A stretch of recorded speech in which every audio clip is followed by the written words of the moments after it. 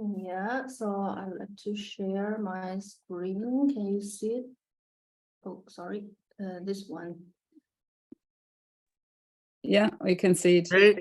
Yeah. Okay, thank you, dear Sigrun, for your nice, kind introduction, and thank you for the team to invite me to our last China lunch for this semester. My name is Hemeng ZHOU. So today's topic is urban agritecture, a solution or vision for the future.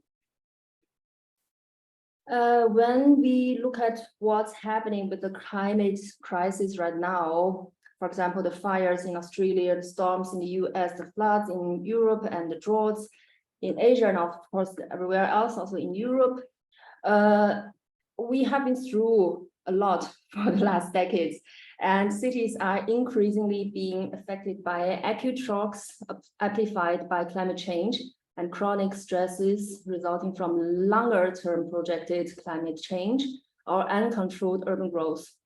And all of the above mentioned factors lead to harvest loss and area loss. In the last 40 years alone, we've lost 30% of all of our arable farmland.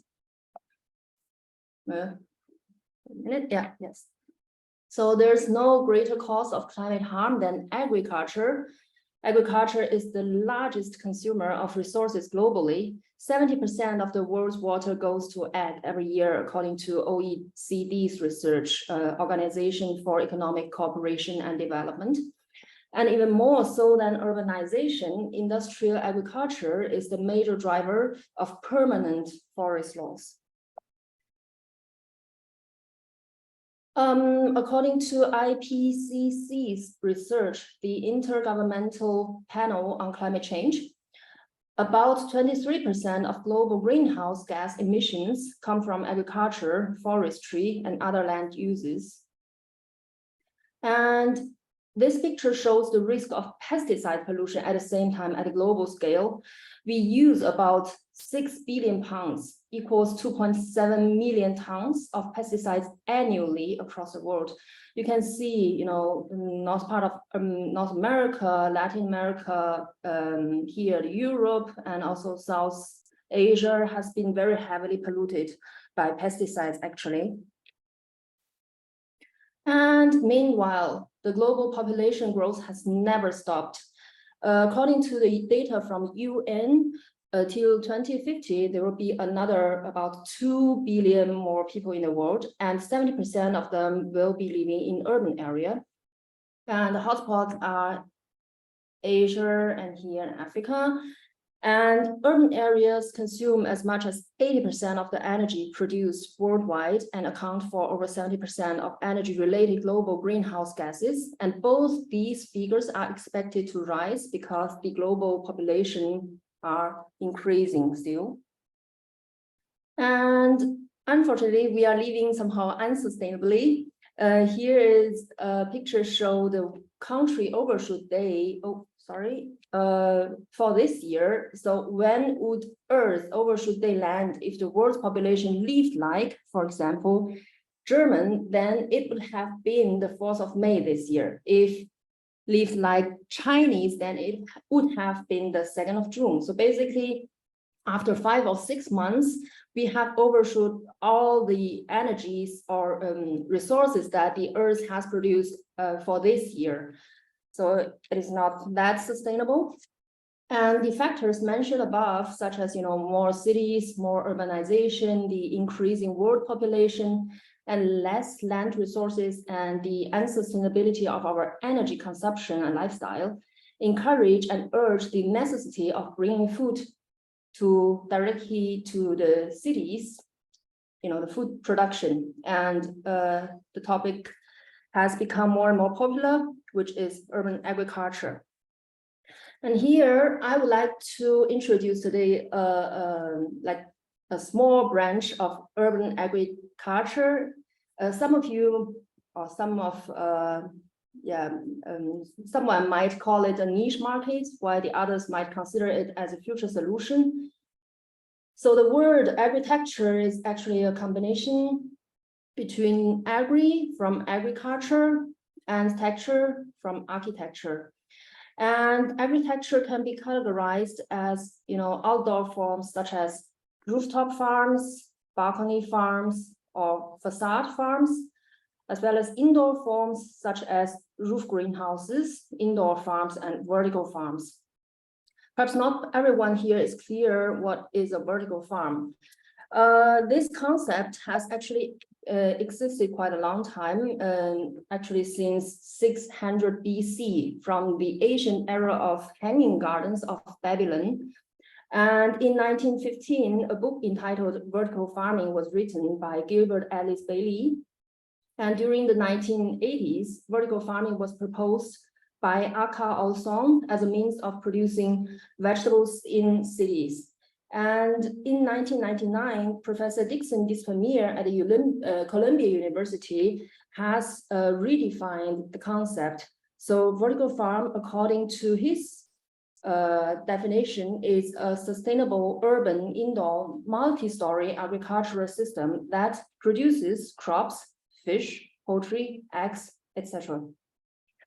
And vertical farms can be defined as indoor farms with multiple layers. So indoor farm is single layer, vertical farm is multiple layers.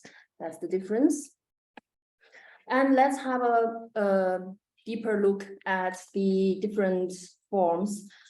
The first form is the outdoor forms, rooftop farms. The left picture shows the Brooklyn Grange from New York.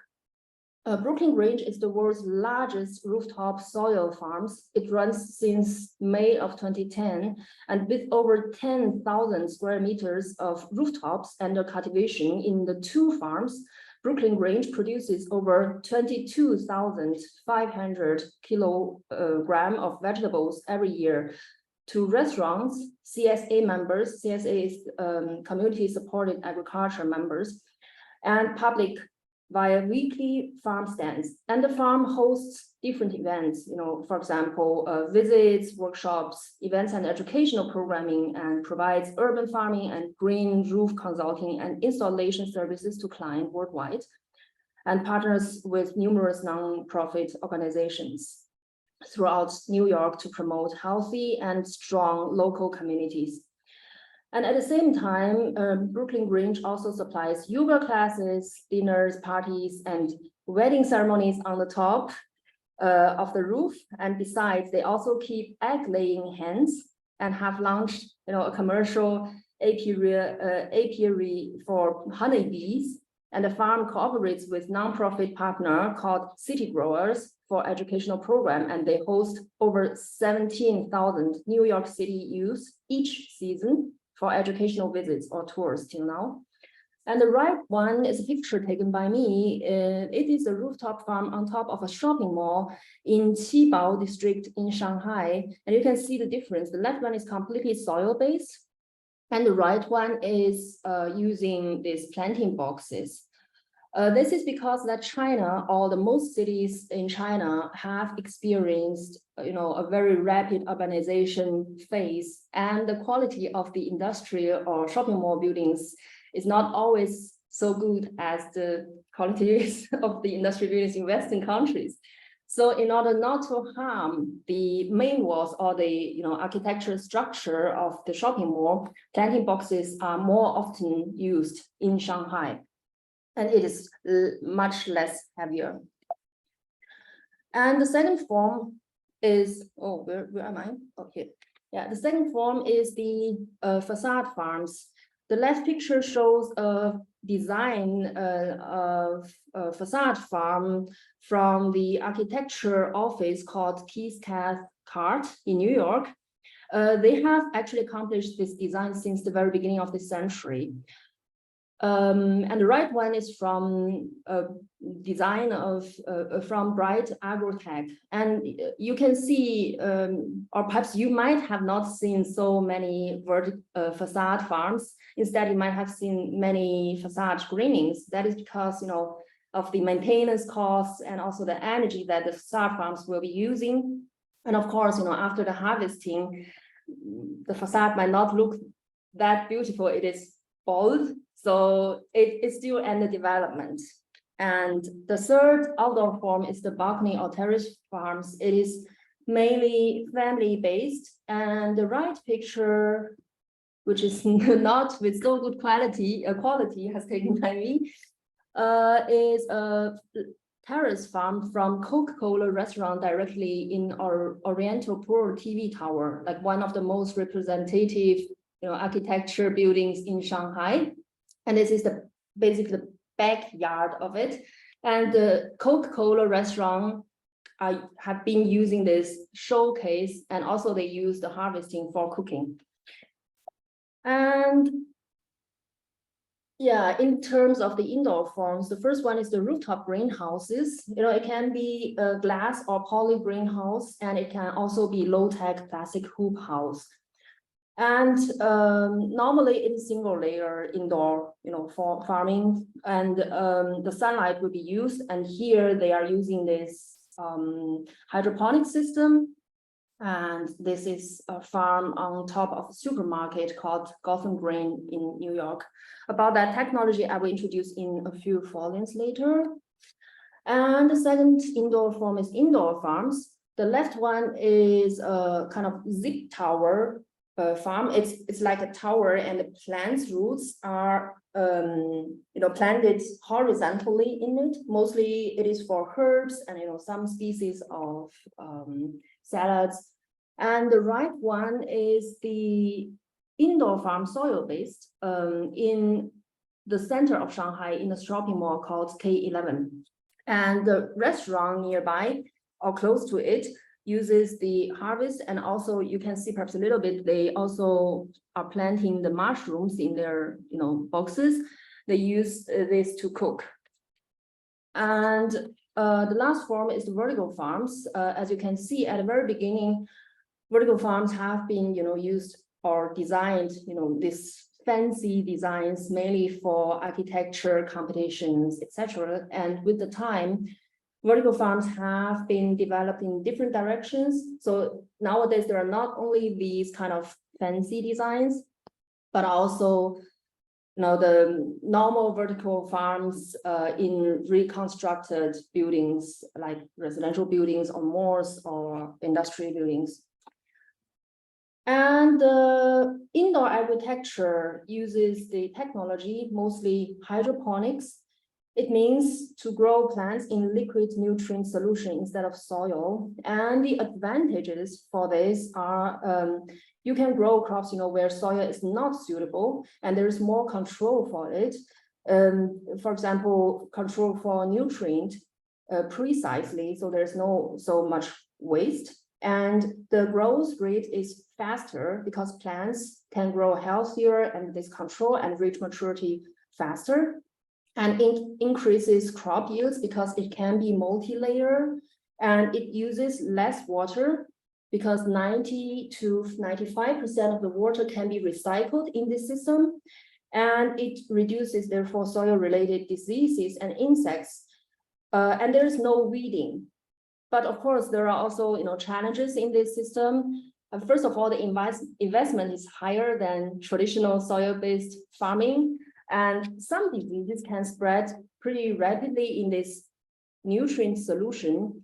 Especially formulated soluble nutrient must always be used in this water, and flower pollination could be very difficult.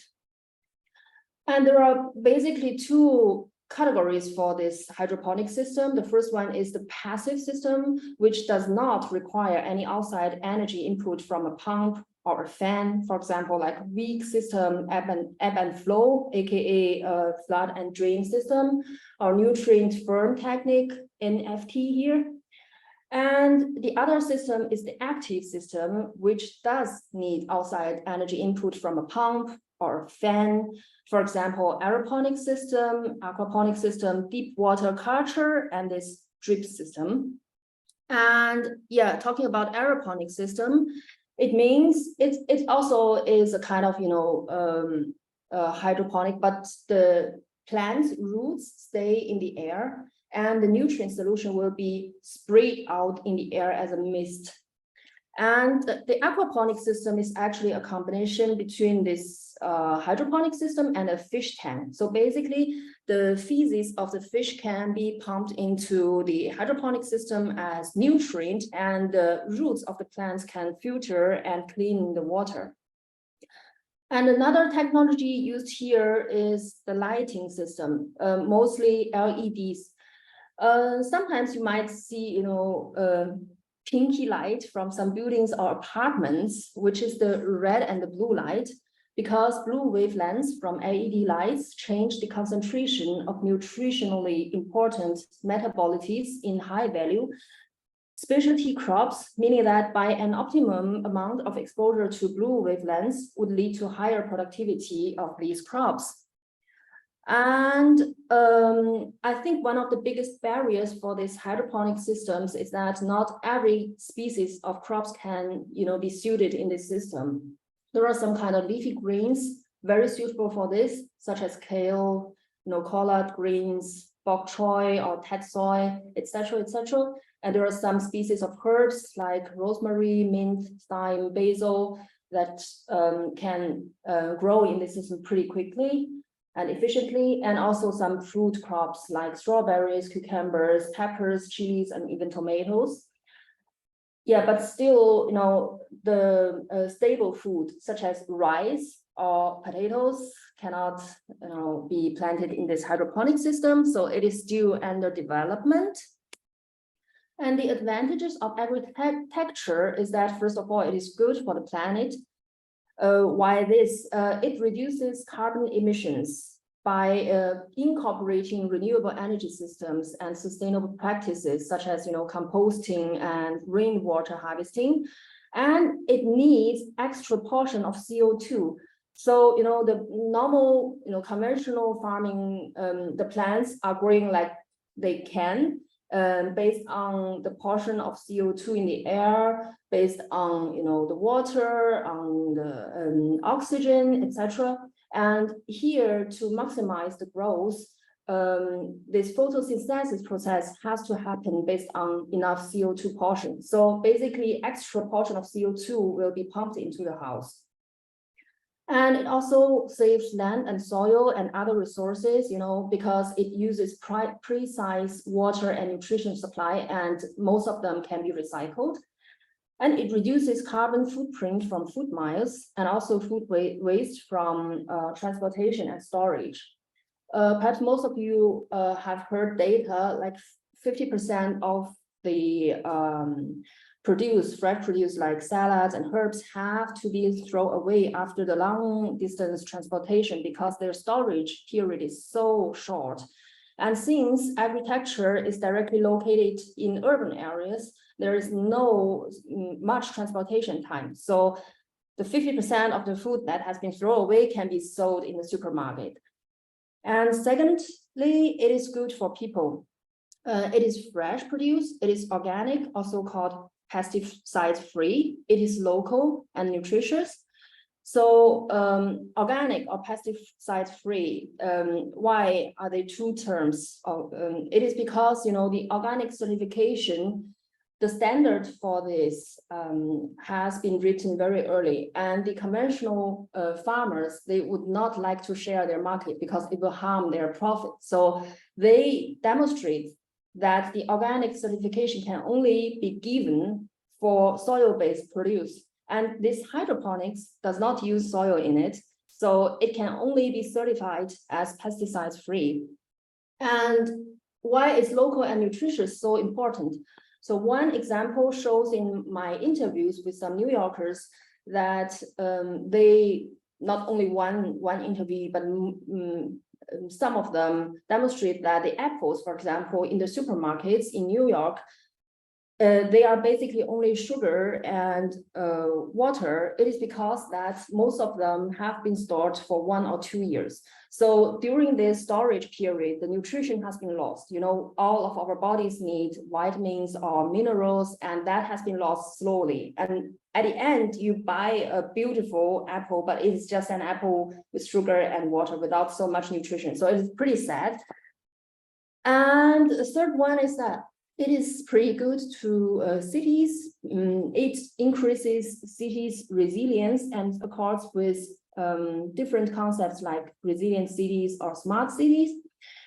It is good for food safety because it is pesticide-free, also called organic. And it enhances food security by reducing reliance on external food sources. It provides an alternative means of food production that is less susceptible to extreme weather events and resource limitations, and it fosters self-sufficiency by enabling communities to grow their food on their own. And besides, it contributes to biodiversity conservation within urban environments, especially the outdoor forms of the agriculture, for example, for bees. And at the same time, it supplies green jobs and educational opportunities. Like the Brooklyn Grange has introduced, like each season, they hold 17,000 New York city youths for these educational programs, right? And for the buildings, it provides natural cooling systems, which is, naturally and pretty good to the climate, and it can supply positive public space and mentally improve the public relations in the neighborhoods. And yeah, according to Alice's research, as a theoretical example, rooftop service of solar power potential indicated that New York City has sufficient rooftop real estate to meet 100% of the fresh vegetable demand for the city's entire population.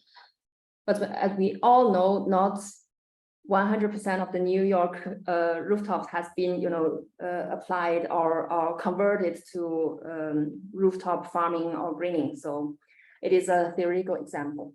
And all the underlined points are directly related to climate change.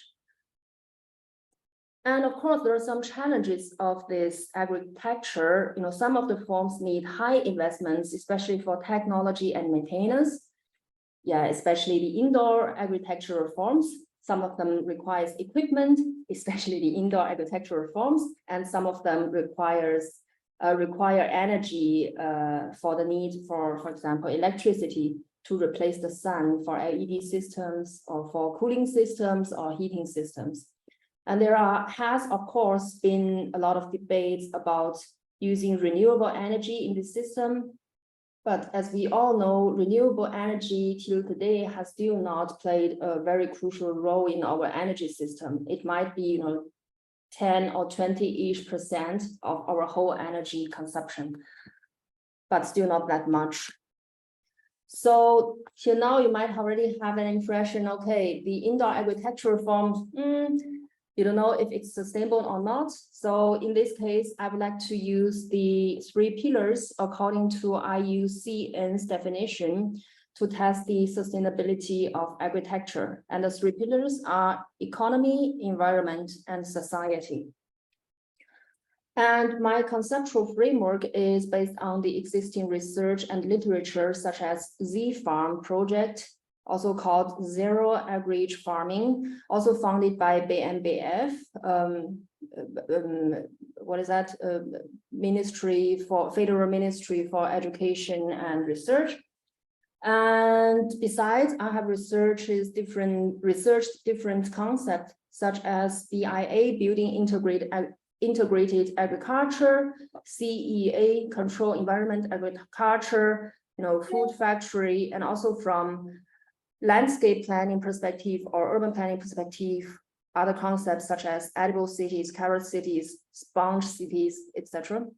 And at the same time, I have collected articles about different forms of agriculture, such as vertical farms, rooftop greenhouses for rooftop farms, etc.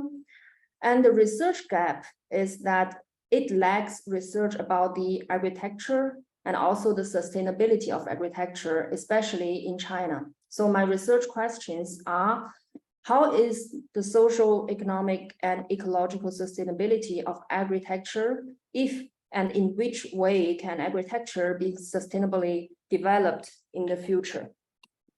And I used a mixed method I'm doing basically an exploratory research because there's not so much data and it's still, like a future research.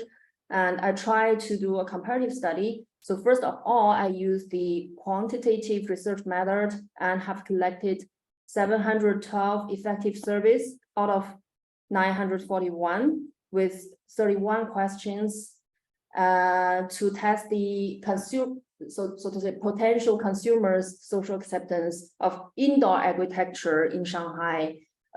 So I dive a little bit into the topic, and instead of the whole agriculture system, I tested only the indoor agriculture because the survey, sometimes for some questions the survey cannot give an answer for all the 6 different forms of agriculture, and outdoor forms like rooftop farms, etc., have been proved to be socially acceptable based on other researches. So here I tested the indoor agriculture forms, and I have analyzed the surveys with SPSS and Stata. And after that, I used the qualitative research method and have collected 20 expert interviews in each city in Shanghai and New York with researchers and practitioners. And they mainly come from different majors, such as agriculture, sociology, economy, urban planning, urban ecology, etc., etc. And some of them are the CEOs or farmers directly from vertical farms, indoor farms, or some plant machine companies. And after the collection, I transcribed and coded for the interviews with Max QDA.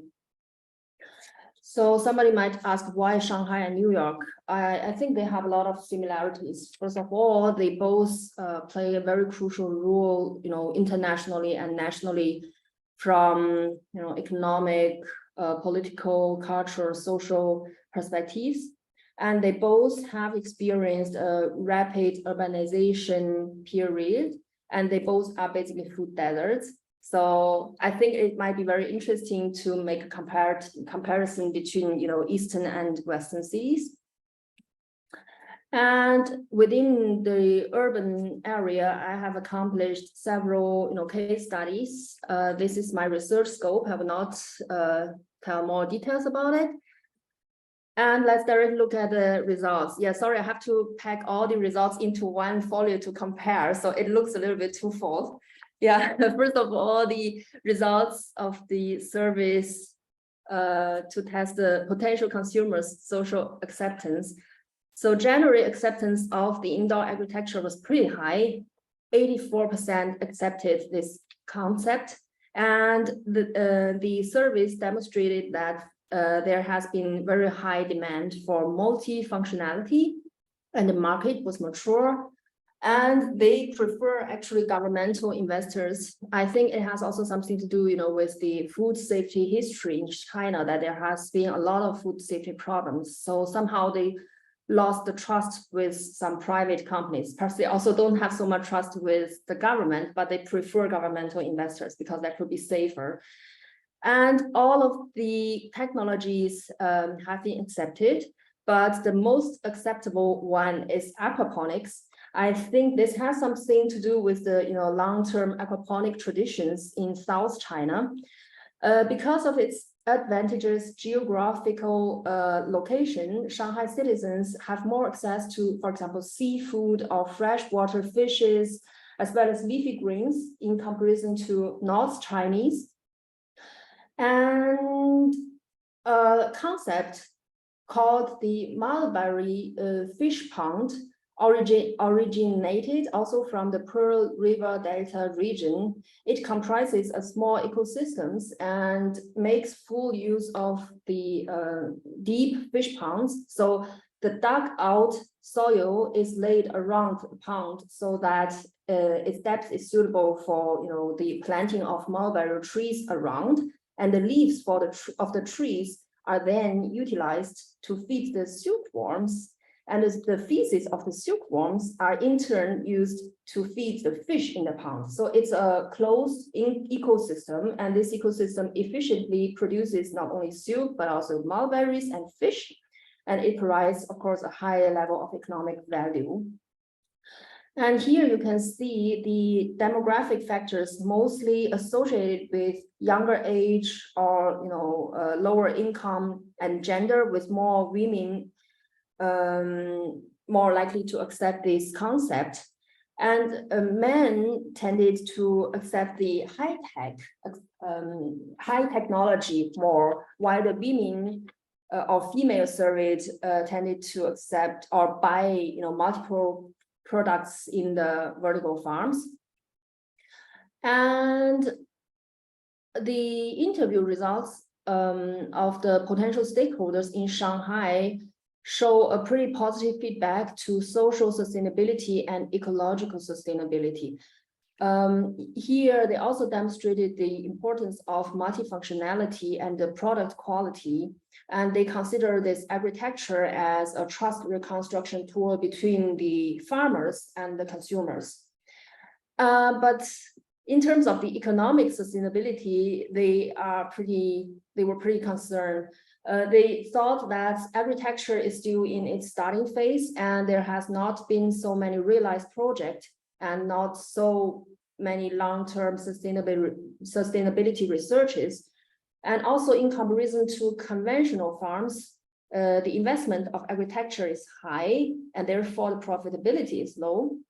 And if it is used only for productivity, then it is controversial to have participation function, by emphasizing this multifunctionality, because it will interrupt the productivity in the farms.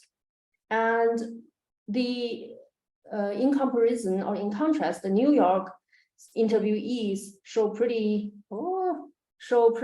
positive opinions towards not only social, but also economic and ecological sustainability.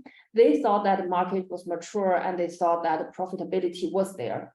And both of the stakeholders in both cities prefer a free market, but they would like to have more cooperation with the government.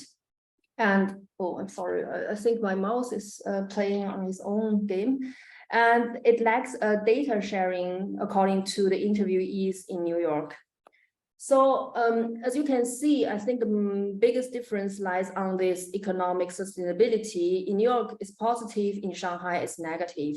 I think this has a lot to do with, the background, differences, such as, cultural differences or this political system difference.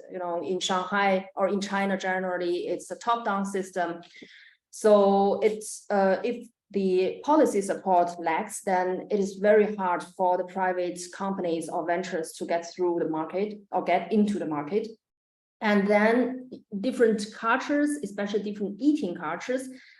Western countries are used to salads or herbs, and Chinese don't. They cook their vegetables, and the salads are, good, but it is not in their daily menus. So, yeah, let's have a deeper look at the economic sustainability, because this is, skeptical according to the result of my research.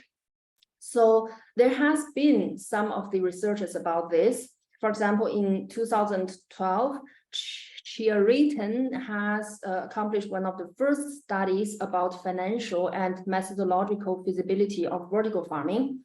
And then Banerjee in 2014 has stated how a 37-floor vertical farm can obtain a population of 15,000 with a daily demand of 2,000 calories. And in 2016, Kozai, New, and Takagaki has stated the light of a vertical farm lit by artificial light accounts for 70 to 80% of the total electricity costs, which makes it one of the most important aspects for the profitability. And there has been a lot of or some of vertical farming's researches about the average cost and productivity. But still, the research, according to Lohmann, came out that it is still very risky to start a vertical farm, and it is no quick money. Yeah, so this is basically literature on it. There's not so much, as you can see. So here I would like to introduce a last study about ZHOU farm in Denver, in Colorado, according to Trimbo's research. So he has somehow got the data of this farm, which is very, very a lot of value, and basically he has calculated the investment and the profitability. So first category is, of course, the investment costs, the pricing for this ZHOU tower system. The farm uses 1,248 tower structure, and it will cost, it has costed like $566,000. And if, these towers cannot be produced locally, if some of the other farms have to import it, then there will be also extra import costs or depreciation costs. And then there will be property costs based on the location of the farm. If it is urban, suburban, or rural, in this case, there's no property cost because it's their land. And then there comes the input costs, and this is the huge category. As you can see, there is, electricity here, and it costs $92,000 per year.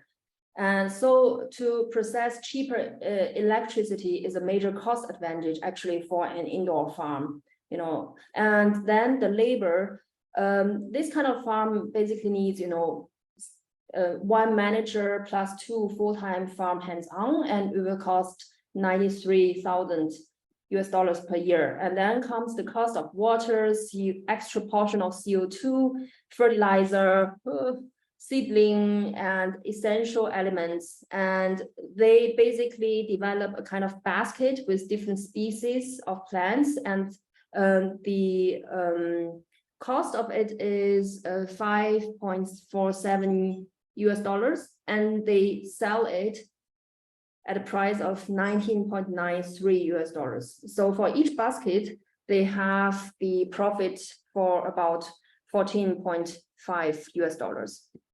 And let's directly look at the, the internal rate of return. So all in all, the initial investment for this Denver vertical farm was $2.45 million, and the annual gain was $473,000. And more or less, the system can be used for 10 years. So the IRR is 14.17%. And among all the cost components, the labor and the electricity, as you can see here, has played really a crucial role. So in this case, how to reduce these both costs can be very decisive for the profitability for such a farm. So here I would like to give some development strategies. I think first of all, the selection of cities is very important. I think based on the above mentioned, situation and current status, this system, or especially the indoor agricultural system, is more suitable for vulnerable cities and also vulnerable food systems. And the most vulnerable cities are those in arid or water-stressed countries, island states, and less developed countries, as well as coastal or low-lying cities. And the electricity as well as the labor costs would be also decisive for the profitability. And to have governmental investors, or to have private funders or investors can push the development of agriculture into 2 totally different ways. And the target group should also be very clear. And also in terms of the property cost, if it is located urban or rural, it is also very important, right? Because the property cost might be very high. For example, where I am living, I'm renting this apartment, but where I'm living in the center of Shanghai, the residential building costs now like over 12,000 euros per square meter. So to buy a farm here and to sell salads by, getting back the investment might be pretty difficult. And based on the current data, the biggest vertical farms have received, most funding globally, and they have gained access and capabilities to the best productive and cost-efficient technologies and possess the advantage of scalability. But there's also the problem because, the profit or economic sustainability and also the strategies, how they have developed this whole farm, these are the key factors. So that is why they are unwilling to share their data till its fullest. So it makes the development of this branch still very hard because the technology cannot be copied from, the advanced developed farms. But in comparison to that, the small scale farms have been proved to be pretty economically sustainable till today. So I think it is a good idea to start just from a small scale. And also, the expected increase in innovative usage, such, of rainwater or robotics, automation, AI, humidity and air temperature controls, utilization of efficient solar panels, and, more efficient LED lights have the potential to increase productivity while decreasing the costs. Okay, so let's wrap up. I think with the issues of, feeding people or preventing malnourishment and growing urban concentration and also growing environmental concerns, I believe that either changes to the current traditional farming methods or the introduction of new farming methods must be implemented nowadays. And in this context, agriculture, agritecture has great potential, but as you can see, also great challenges mainly lies on the economic sustainability. Until now, it cannot stop or hinder the climate change, but can be, a climate change and disaster risk reduction strategy. And just like all the other innovations, at the very beginning, at the start of the innovation, wow, this idea is cool, and everybody comes into the market, and there will be a very rapid development phase till its maximal expectation, and then it goes down, the visibility goes down. Oh, I'm sorry, this mouse is really a little bit, and till its foamy low point. And after that, it will, continue in this steady state growth till its substantial productive peak. And agriculture, especially indoor agricultural forms, is here. So it is still, it has a long way to go. And at the same time, it brings, the insight to architecture and urban design. For example, especially for this Corona or post-Corona time, imagine you have your own balcony farm or indoor farm at home during the lockdown. You might perhaps have been more happier. So it is also good for, green architecture design. And yeah, it requires a systematic development, in my opinion, with other forms of urban agriculture together to support the local and also the general food security. And it requires systematic development with other greening systems and farming methods to fight against climate change. And just a last tip here, global market research firms report vertical farming market value of $2.23 billion in 2018 and predict $12.7 billion in 2026. And it will still continue growing. So if some of you find this concept interested, or if you would like to contribute to fighting climate change or funding something, I think that this might be a good startup idea for you. Okay, thank you. I think that's it from my side. Thank you for your attention. Thank you very much, Hemeng. Very, very interesting. And I'm a fan of this, as you know, but I'm asking myself how much is the scale? So is it only a nice idea for some entrepreneurs here, maybe the young students, and they would like to innovate, or is it really contributing to food security in the city? And I know that Guo Haixin is doing research on this as well. All the empty buildings in China, right, maybe can be used for this indoor farming. Yeah.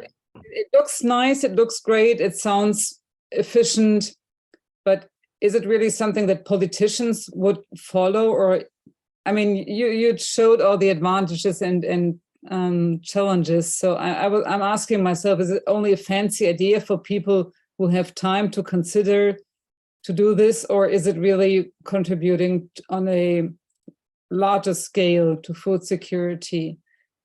Yeah, thank you for your question. I think first of all, also the data has shown actually this concept has been, supported financially also by a lot of politicals or politicians or even governments.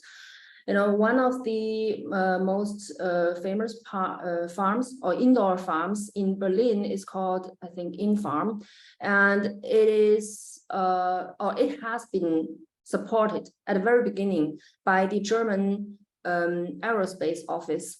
So the German government has, seen the possibility by using these technologies, for example, for Mars